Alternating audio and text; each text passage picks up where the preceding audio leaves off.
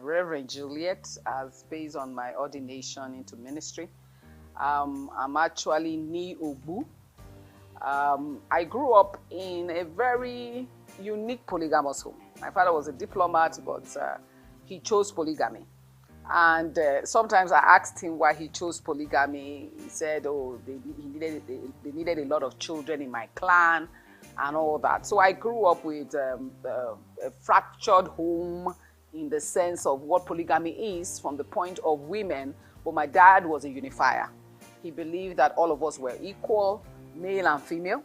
So I think that was my beginning of my own freedom and liberty, that I had a dad who believed in me, believed in us as females.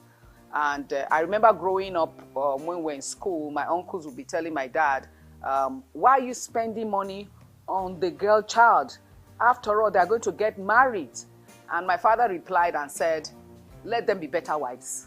You know, in a very diplomatic matter, based on his training. And so I grew up with that level of understanding. Yet I didn't really have confidence because my mom is a Benin princess from the royal house of the Benin Kingdom. And she married my dad, not as the first wife, as one of the wives. I think I'm in the 11th child or something like that. We had more girls than boys, and later a lot of boys. And so my mom stayed, but she couldn't cope. She had her own issues. And I grew up with my dad. So I was taken away, and I grew up with my dad.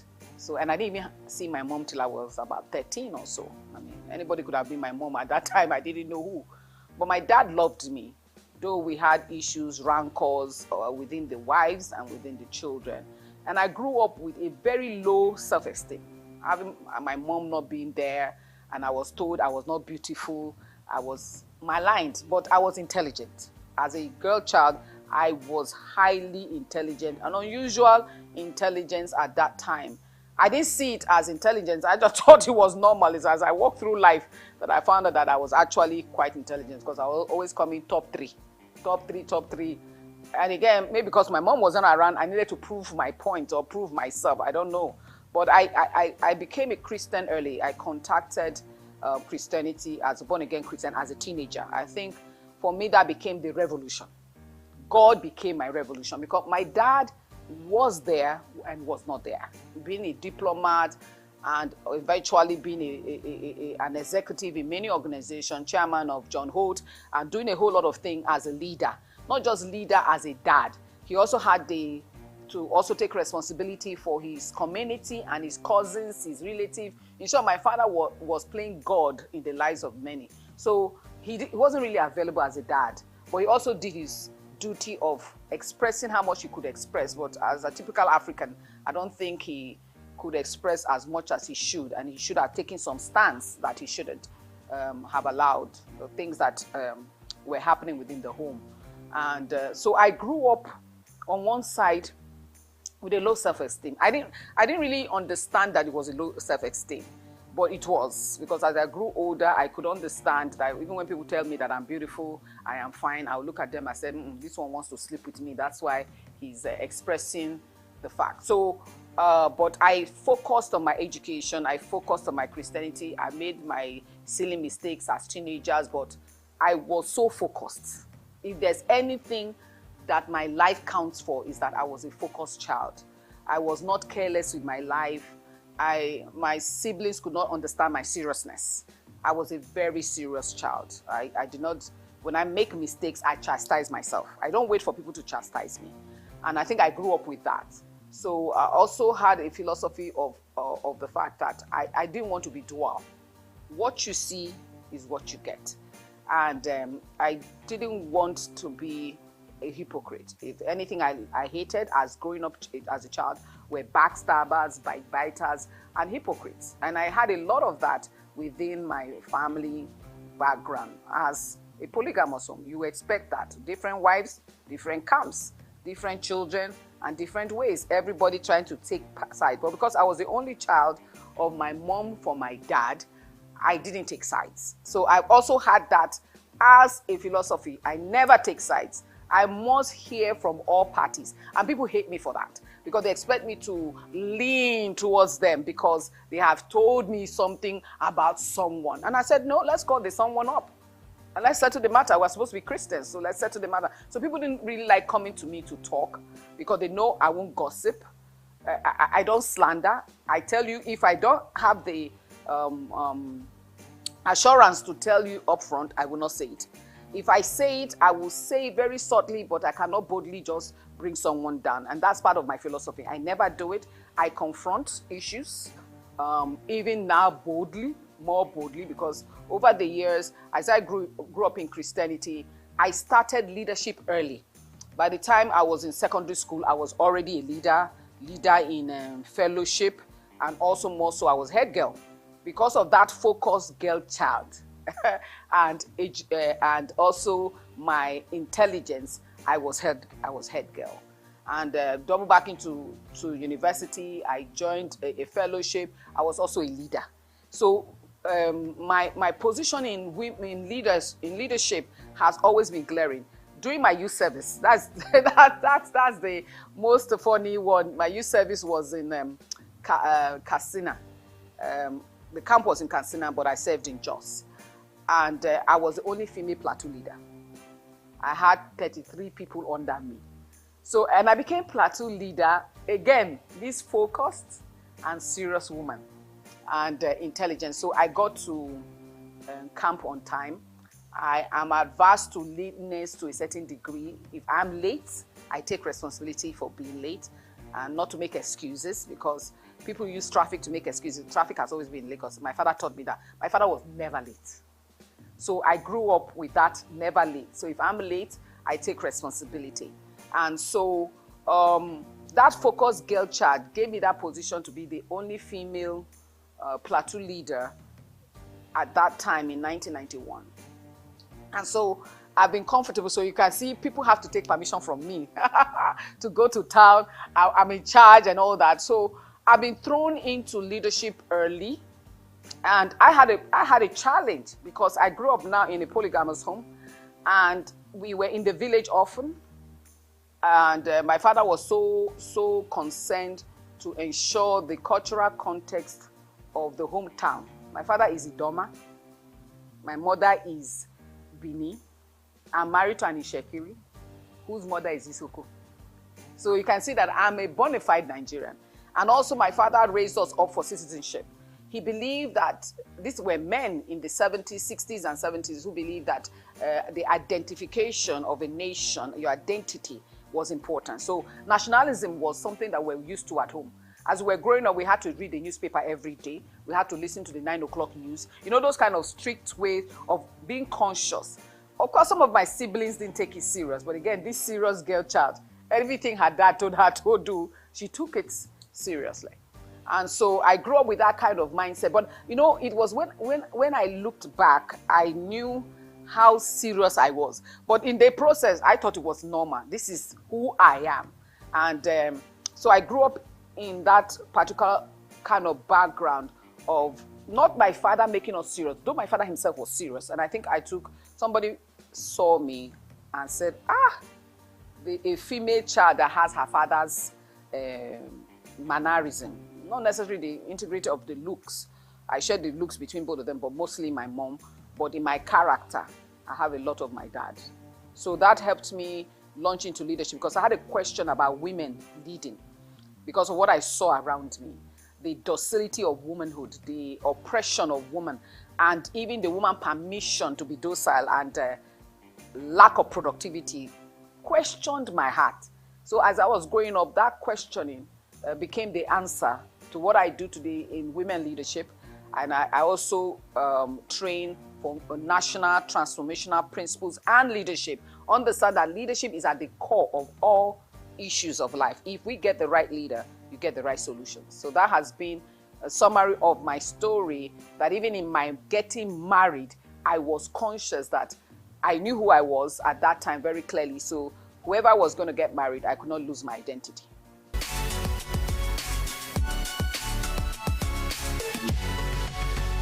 You know, my journey into ministry and being Reverend Juliet today is a big story. You know, I always tell people the last place I wanted to do was to do ministry. Because as a young girl, I wanted to be a medical doctor to solve women diseases. That was my focus. And so I couldn't get medicine. There was a lot of distraction at the time I was doing JAM. But I did well. At that time, you know, the cutoff points were higher than what it is today. And I ended up with doing zoology.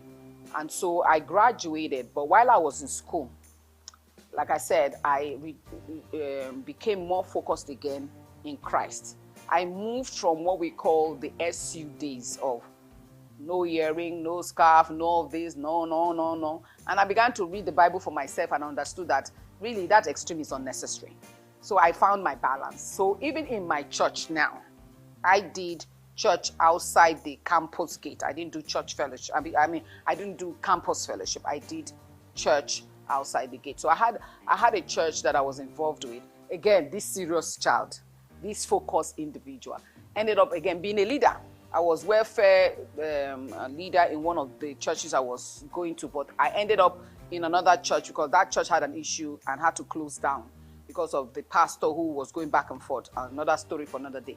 But this particular church that I went under the leadership of Reverend Dr. Kanus, Emmanuel Kanus, became the revolution. I have, in all my life, I think God threw me under that man to shape who I am today.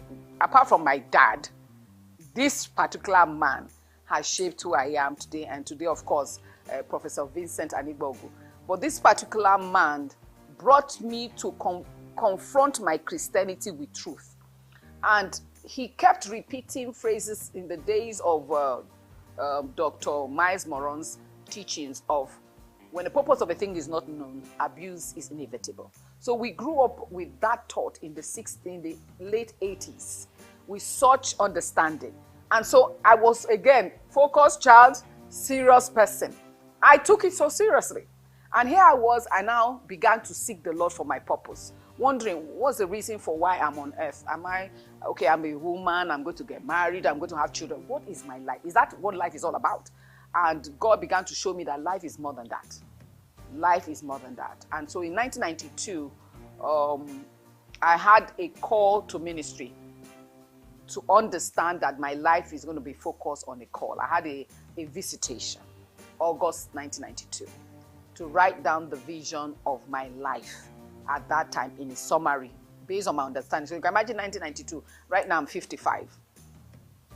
And that was the time I became a deacon also in charge of prayer. My pastor had already trained me. I have never seen such, at that time I almost called it wickedness. For me it was, who sent this man to me? What did I do to him? Why is he picking on me? You know, he will lock me up in a room with a key and tell me to pray all day. And I'm saying, why is it me you're telling to pray? Jack is there, Jill is here, Jonah is there. Why me? But I did not know that that was the best thing of the real me emerging slowly. And so I became a deacon by 92 or so, as the youngest deacon at that time with adults. I remember during the elections, towards the elections of Abiola and co, that the nation was in great contention at that time. My pastor made us pray for 40 days. We had a 40 days all night. That is the kind of training. So I was trained in the word, I was trained in the prayer, and I found my purpose in 92. But the Lord told me it is not time. So by 1999, he said, as we enter the new millennium, it is time for your call. And the fundamental call was premised on that fold of the female leader, raising a generation of women leaders to understand that they can lead alongside with men and yet not usurp authority. We can all work together and make the world a better place. And so I began to focus on that. So by 2002, the necessity of my ordination came. I needed to be ordained. I mean, I thought it was not necessary. Since I've already become a deacon as a young girl, I can just do the work of God. I wanted to go back to school to do medicine. I got married at 95, and I wanted to still do my medicine. I was adamant. And here I was, God said, no, that's not the path I've chosen for you. This is the path I've chosen for you. And with a great bang, it was with a great knock on my head to remind me that I am the clay, he is the potter. And so by 2002, I had to do my ordination under the same Reverend Canos. At that time, I had led Jos. This was in Jos. So I had to go back to Jos for my ordination. And in the presence of Reverend Emmanuel Canos and Prophet Emmanuel Kure, I was ordained into what we call ministry, where I was ordained as a reverend to now handle the call of God. And that became the journey of my ordination into the different seasons of my life.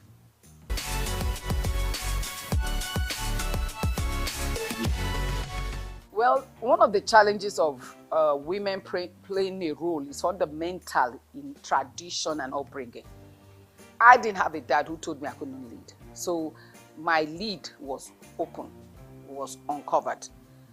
I didn't have a pastor who told me I could not lead. So I didn't have that restriction. So coming into women leadership was something that God had already prepared me for. But the challenge with Africa is many women have been told they cannot lead. They have been shown they cannot lead. They have been shoved aside that they cannot lead. They have been raised that they cannot lead, from the voice in the home to the voice in the local church or the religious organization, depending on what religion you belong to. I've told them they cannot lead. And many of these women have not studied to show themselves approved by themselves, to understand that it's right there in the scripture that the day God made male and female, he gave them authority to lead. But the leadership at home regarding the issue of submission is a different ball game. And so I came into understanding that for years I was doing women seminars, women programs, and right now I'm launching out on a women's school of ministry, the Institute of Womanhood and Leadership. But the surprising thing is that I thought that was all. Until 2006, I had a visitation again on the understanding of nationhood and governance. And I began to recognize that as a woman talking about leadership, I needed to know how to contextualize women in the leadership call. And so I began to understand governance, politics, and the whole 9 yards of governing around the 7 mountains of influences. And that's how I also journeyed to Ukraine. We went to Ukraine in 2007 for a training under Dr. Sunday Adelaja to understand politics, God, and nations. And that, I think, also became a turning point of the next season of my life that I'm in right now.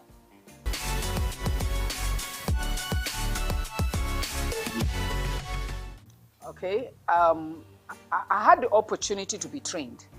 Training is always important. In 2008, I'm one of the first graduates of the Institute for National Transformation under the leadership of Professor Vincent Adigbogu and a woman, his wife, we call her Mama Peggy Adigbogu. So it's a course that we do for 5 months, and you have to also have a project for transformation. So we teach leadership skills, we teach nationhood principles, and we teach a whole lot of soft skills and hard skills. And so going through that institution brought me, apart from the training of 2 weeks in Ukraine, and I had to now do this training for 5 months, and I had to do a project for transformation. And I had to recognize the power of leadership. And by God's grace, in the last 12 years of my life, or a decade plus, if I must say, I've been researching on leadership and nationhood. Unfortunately, I don't have the PhD to back it up yet, but it's loaded. But what I know, I think I can get a PhD within a short while, because I have done so much study to understand that indeed what John Maxwell said, everything rises and falls on leadership, is a fact, is a principle, beyond gender, beyond culture and people. And so Africa's challenge in leadership is that Africa understands positional leadership. She understands that leaders should have position of authority, being a chief, being a politician, as a senator, a president, a governor, and whatever the 9 yards of leaders occupy. But they do not understand that leadership or leaders were designed for service. The problem in African leadership is that we are still under what we call the feudalism. The feudal system that believes leaders oppress others, leaders and authority to have the big share, while other people share a million, or people share the small share. So that psychological understanding of leadership has been behind everything Africa is going through. It's the spirit of feudalism And Europe also had the issue of feudalism. The West, United States, and many nations also had the challenges of feudalism. But people began to see a superior leadership of what is called servant leadership, meaning that when I take a leadership position, it is tied to leadership functionality to serve. If I'm unwilling to serve, I should not take that position. So Africa is still in that body of thinking that when I become a leader, it's like a chiefdom. It's like a chieftaincy. It's like authority has been given to me now to rule and to dominate and to be the center of the whole circle. And so that psychological effect of Africans thinking in that light has been the reason why we have suffered that with all the resources, because we're unwilling to serve. It takes you serving to find solution and to decode the issues and take people out of their quagmire because you believe in them. And again, religiously, many of us have been stained by a religious concept of the lack of understanding of what true leadership is all about. And those kinds of things are also the reason why we don't have the leadership we desire. We have more of the leadership we deserve because we haven't trained our people, even those who are elites, are what we call elite capture. They have captured the society for their own benefit, the benefit of their own families first and their own cronies. They are not thinking nation, they are not thinking nationality. And so the sacrifice required, leadership is about sacrifice, it's about servanthood, it's about giving. In short, giving to your last, giving unto death, if it may be that, as described.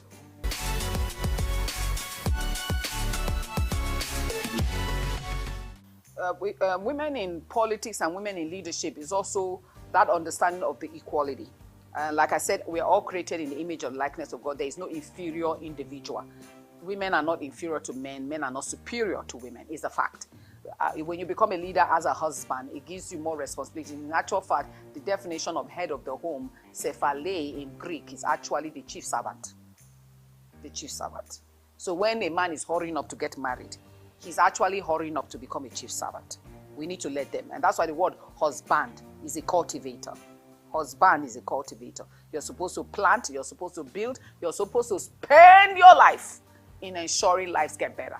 And so women don't understand that they are meant to lead. Number one, very few, like I said, in my growing up, very few people had the kind of psychology I had. Very few people understand that women are meant to lead. Because of the home management structure of women and leadership in home, women now discarded leadership in society. It's not the same. The issue of the structure at home is not the structure in the society. A woman can be a boss of a man, but she may have to submit at home. And submission is not submission for oppression. It's submission for agreement that we want to work together and create a better future and collaboration for a better citizenship. Like I said, children are supposed to be the next citizen of a nation. He told Abraham, I'll give you a son that is a nation. So nation and children are equated, even in scripture. So, but we need to understand that women leadership became weakened, especially in Africa, based on this same feudalism. When you have a men-dominated society, men-dominated decisions, is to show that women can't decide. And you see in culture where women are not even educated. So women in politics also, in Nigeria, our political structures and political system is already a deterrent. The system in which we operate is not the system of true politics. That's not the original politics. Politicking requires everybody participating. There's equality and equity. Equity has to do with justice, giving equal opportunity. Most women are shortchanged already because politics also require financing. And many women are not being empowered financially, number one. But you may not be empowered financially. You need to also know social quotient. Many women are also low in social quotient because they've been told that they cannot lead. Remember, leadership is about service is about society organizing. So even for me, when I want to go into leadership in the political sphere in the future, I need to begin to understand in what way am I leading my people now? I have no right to be giving political leadership when I have not served my people. So women must also know how to move from just doing mere charity works to leadership works. What do I mean by that? You may do charity of, oh, I feed the poor, I give clothes to the poor, I do this for the poor. That is not it. That's not leadership. That's charity. Leadership becomes, okay, these poor people that I keep giving clothes and food to or do this, how can I better their lives?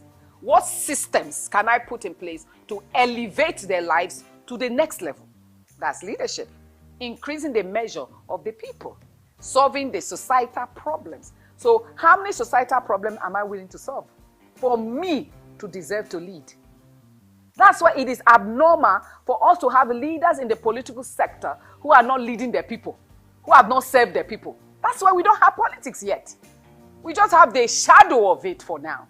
And that's why as a people, we must begin to have elite class who can speak out, organize for us to change the system and educate even more of the followers and even the politicians. Because the followers themselves are the problem, who are supposed to be leaders following leaders. They themselves are survivors rather than followers. They just want to survive. So at a political season, political money goes up and down and people are just thinking about the immediate problem because they have been conditioned like that by these evil rulers to make them survivors rather than citizens. So citizenship has not been formed in Nigeria. It used to be, but we have really, really lost it over the years. So our responsibility as a society is to ensure that we teach women that leadership principles and that they can do it. And when you don't have money, you do what we call, you organize yourself maybe around either a cooperative whereby you raise women together with yourself, have quantum power so that at the day you need to really lead, you have people who are following. You don't just jump on leadership because maybe you have a spouse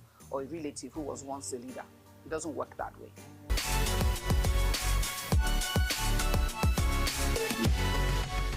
Well, as an ordained minister, I have a parachurch ministry, meaning that I don't run local church, but I've been in local church all my life. I can say at this point in time, we are not, with all audacity. I mean, at 55, I can't apologize. I've been a Christian over 40 years, 41, I think now. And so I can't apologize for that statement I just made. We have failed in that again. The failure is not as a failure of wickedness. I need to put it in context. It's a failure of what we believe churches. We inherited a church system from the United States when United States church system was in crisis. Yes, Christianity has been in Nigeria, Pentecostal, Catholic longer, over 100 years, Pentecostal almost 100 years, or 100 years, about 100 years actually, but the other branches of the Orthodox churches over 100 years. And 200 years of church in Africa. The exit report is still high illiteracy. And one of the purposes of the Bible was for people to be able to read it. That's why it was written. So education was at the very fundamental level of God. Why do we still have high illiteracy? Because the church has not focused on understanding why. Number two, we have high level of sicknesses and diseases. Fundamental sickness and disease that should be solved by solution. The healing ministry is the only one with a plural, meaning God heals in many faceted. He doesn't heal just by laying on hands. There's medicine, there is a herbal, good health, good living, right? We have high level. Then high level of poverty. Poverty is not a final injunction. So when we say the poor people will always be with us, it's not a final junction. It's not a fate, F-A-T-E. It is to make us realize that you will always have a project for the poor to lift them out of poverty, because one of the context of Isaiah 61 is that the gospel for the poor must be preached. So poverty, God is against it. That's why he gave natural resources. He didn't give human being natural resources to remain them poor. Four, we still have oppression. And so the church needs to understand that the word church, when Jesus himself mentioned church, it meant the word ecclesia. Ecclesia has two interpretations. A coming together of a people, but there's one fundamental interpretation is legislative power, decisive power. The church age, what we call the Reformation age, the first Reformation, the second Reformation age, spoke about how the church was the one that this world that we have today, the civilized world, was created by the church, not Socrates, not Aristotle. It was created by the fundamental principles of the Bible, which has the character of God's goodness and love. God loves man and gave earth for our enjoyment. If he said he wants something to be like heaven on earth, is he threatened by it? No. But we have not understood that church is not in the on the pulpit alone. That is churchianity. Because light doesn't shine in light. Light must shine in darkness. Go ye into the world. And that statement that was made by Christ was to acculturize nation. What does it mean to acculturize nation? That the nations will have the culture of God's goodness. The nation will have the culture of God's love. The nation will have the cultures of God's sensibility. And so when churches don't follow God's path and follow the path of gathering in, from next gathering in, we need more space. From needing more space, we need to raise funds. From raising funds, we build church buildings. We build church buildings that are empty during the week, that should be educating people at various levels and become the center of supporting, because the church decides the decision of nationhood. Isaiah 2 talks about out of Zion comes forth laws. What are those laws, principles? It was Christians, fundamentally. Other religions joined, but I repeat, Christian fundamental in history built the society that we have. Medical, Florence Nightingale, medical care, gave to Queen Victoria 2,000 pages of policy. Today, everyone who goes to nursing meets Florence Nightingale. She had a call at 17. Wilberforce, a Christian, stopped slave trade. They are Christian landmark of people who were both pulpit leaders like John Calvin of Switzerland, John Wesley of England, who intervened in the quagmire. The reason for what we have here is what is said, that light is hidden under a bushel. And the church has become church building, local church building has become a bushel.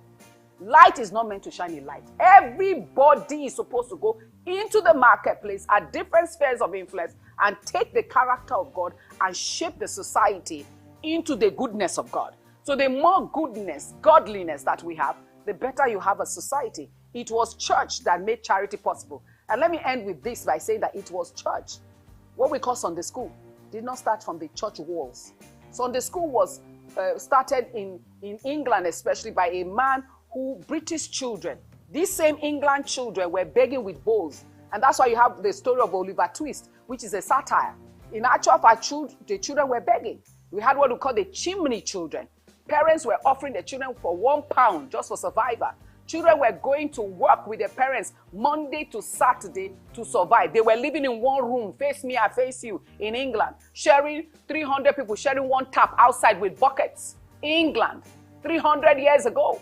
But a man rose up by divine revelation and encounter that said, that is the future of England. What will you do about it? He said, what can I do about it? He said, educate them. How? He started educating them under the trees, teaching them arithmetics and grammar and moral studies on Sunday, because they were working from Monday to Saturday. So Sunday was the only day for school.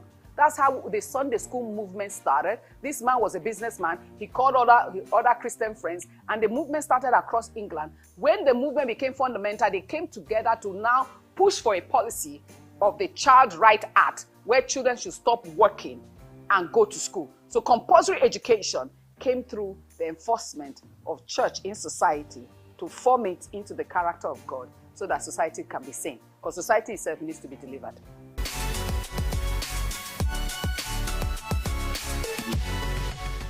You know, when people say the loss of value, I have a problem, because the value has not really been there in strength. It was there a bit based on the fact that when the Europeans came, we will not deny they taught us certain things through the local churches of that day, which is brilliant. Not the European politician governance of the Niger Company, which was intended to colonize. We're talking about the ones who went into the religious sectors and trying to make us a better society. Take, for example, Florence Nightingale, that went into South, especially in the area of Calabar and those regions, to stop the killing of twins, right? She came also as a missionary, but under that cover of colonization. So colonization in its fullness were not all bad. They were good things that we should mention. But you see, those people had the value of killing twins, the value of murder. So don't be too sure that we all really had the values that have been lost. Yes, it has gotten worse. For me, that's how I look at it. But the values of understanding familyhood have not been understood. Because we have been generally, like I said, feudal. And we have been generally polygamous and unfair in our home management. I grew up with a cousin of mine. We were eating, there were 2 pieces of meat. My cousin takes the 2 pieces of meat and tells me in my own father's house that I should not eat the 2 pieces of meat, that if I eat meat, I will become a thief. Children should not eat egg. I mean, some of us know about those stories. The new generation may be wanting to say, what's she talking about? But it happened. Is that values? Are those values? Values of cheating? I was passing Shomolu a few years ago, over a decade, and a child was young, washing plates. A basin of plates, I think it was like an eatery or something, a buka, and the child was washing plates all by himself. And the Lord told me, say, you see that child, he's going to grow up rebellious against adults because he will believe that he has been oppressed. He too is going to make other children wash as he is. Because how do you get a 9-year-old, because estimating is about 9, 10, to wash a whole lot of plates? Where are the adults who should work? Children are not meant to work those kind of work. Children's work must be scaled up according to their age. But in Africa, our children are enslaved. Children are actually born to work on the farms. So by the time the Europeans were taking us to go and work on their own farms, they were doing what we were doing to ourselves. So do we really have the values? So therefore, this value issue needs to be redefined. Because when you say values, where are you coming from? The values Africa need now is the values from God, His goodness, His kindness, His mercy towards one another. And that value has become more scaling when greed has also increased. The level of greed, the lack of understanding of parenting, and the seasons of our life, even as women, one party has to understand. That's the price of marriage now.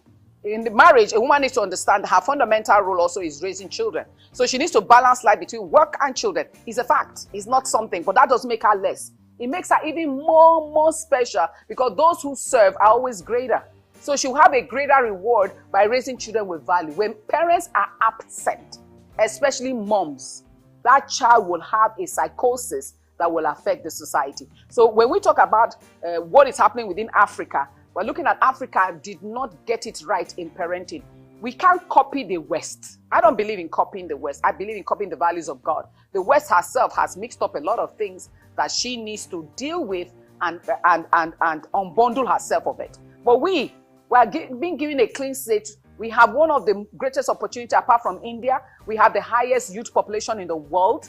And therefore, it's an opportunity for us to train a new African, a new Nigerian that has the value system of godliness, of kindness, of purpose. That was what shaped Europe. That is what shaped United Arab Emirates. That is what shaped Singapore. And Malaysia copied Singapore. Guess what? China actually copied Singapore too.